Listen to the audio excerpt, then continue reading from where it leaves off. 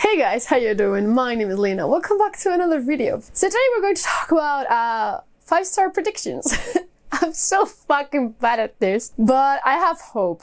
For today I have hope. I do have to say that none of the books that I have predicted have ever been less than a 4-star read, but like, I think only one has been a 5-star book. So that sucks. But, you know, we're going to start the year like trying to be better at this. So I have here a total of 6 or 7 that I really think that I'm going to love. I have 7 here. 4 I have physically, 1 I will have this week, and then 1 I still have to buy, and the other one I'm currently reading. We'll talk about that one later. So let's start with the ones that I currently have physically. Dark Apprentice, which I was supposed to read this month, but I still haven't had the chance to start it. I've been sick for 3 weeks straight. It seems like I cannot just be fine. So I don't think I'll be able to get into this one this month, but I'll try it because I still have to read another physical one and an arc. This is dark fantasy, which is something that I really love. So in this one, you're going to follow Nikolai and Medea. Medea is an all-time like super powerful dark mage, basically, that has been around for a long time. So Nikolai is in pursuit of this power. So for that, he's going to turn into her apprentice.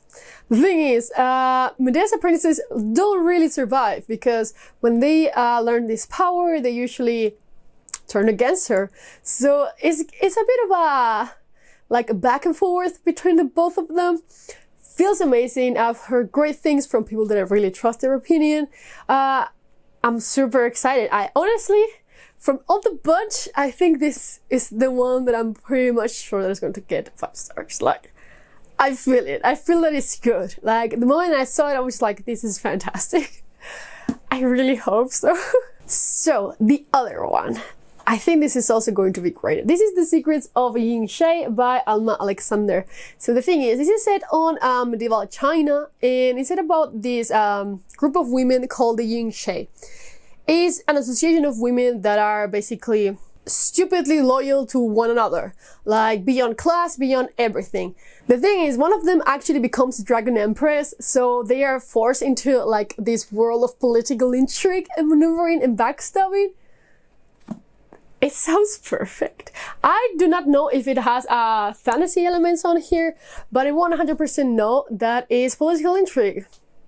So I don't care. But I'm extremely excited for this. Like, the moment I got it, I was just like, yes, because it was super difficult to get a copy of this, but man, I think it's going to be amazing. Also, be on the lookout for another political intrigue recommendation video, and dark fantasy too. Dark Fantasy 2, working on that too. Then this is going to be surprising, but I have here really great. And this is Dragon Pearl by Yoon Lee. I've heard incredible things about this one, and I've read Yoon Lee before and love his works.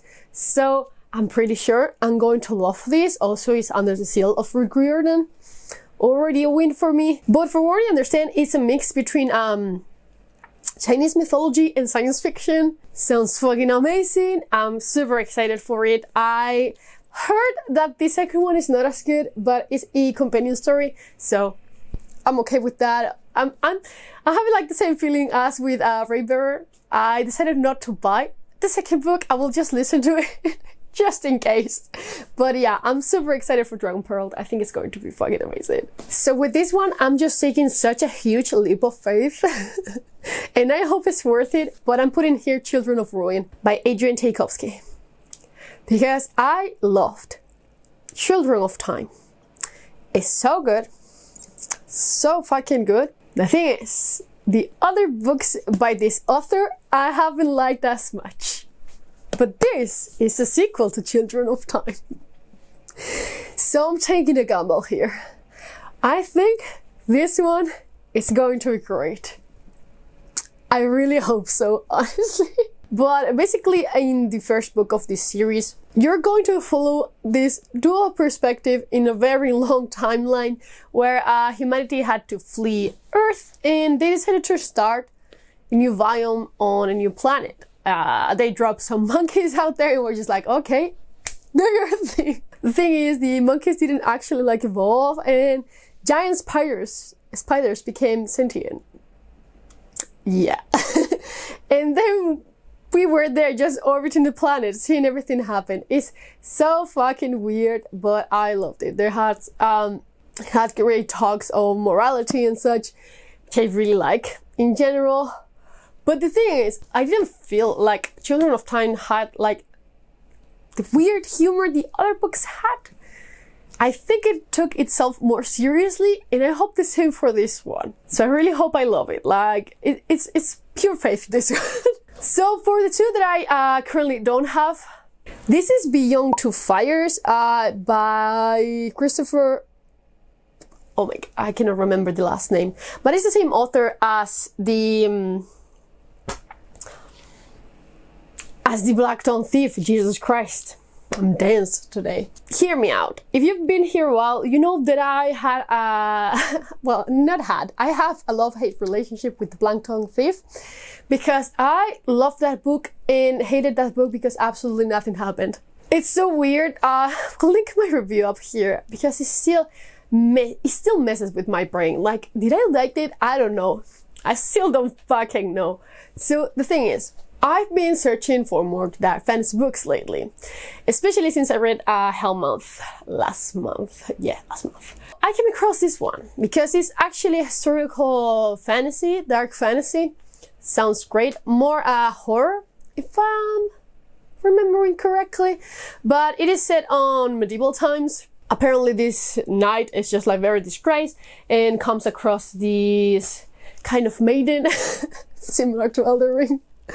And he starts following her basically because is she trying to save humanity or something like that? I don't remember, but it's been very praised on some forums that I've been searching basically. So I do have a good feeling about this one. I feel like almost every single review was more cohesive than the Blackstone Thieves ones, and they were also like,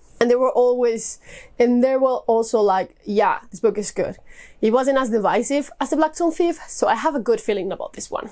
But I'm not going to just... Well, okay, you know what? I think I'm going to love it. I'm in a great mood for horror fantasy, so I really think that I'm going to like this. I really hope that I love it, though. The next one that I have here is actually a book by a Spanish author. This is El Arcano y el Jilguero. The thing is, I came across this book while trying to find recommendations from one of my friends. It is technically dark fantasy, though I have a feeling that it's not going to be as dark. Basically, you're going to follow the arcano, and he is basically the arcano of torture. Yeah, he lives and enjoys causing people pain. So he's basically working as a torturer for this king. The thing is, one day he comes across this girl, and I believe he's trying to teach him humanity or something like that. That part I'm not that on board with. But the whole torturer part sounded amazing. So I have like high hopes for this one. And I'm even also really looking for more Spanish books in general, especially fantasy books, because there's a lot of thrillers and historical fiction books in Spanish, but very few fantasy books. So I'm excited for this one.